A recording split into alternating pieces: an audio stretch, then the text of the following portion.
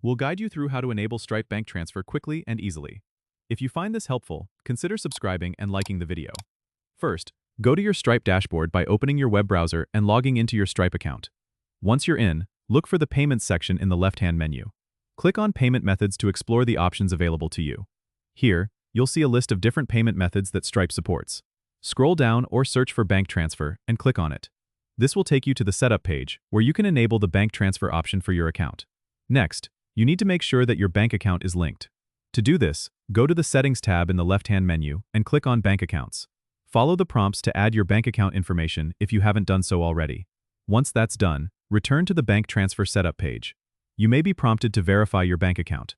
This usually involves confirming a small deposit that Stripe sends to your account. After verification, you can enable bank transfers by toggling the switch on the bank transfer page. Make sure to review any terms and conditions or fees associated with this payment method to avoid surprises. Once everything is set up, you can start accepting bank transfers from your customers. This can be a great way to offer more flexibility and convenience to your clients, especially those who prefer not to use credit cards. Don't forget to subscribe and comment if this helped you out.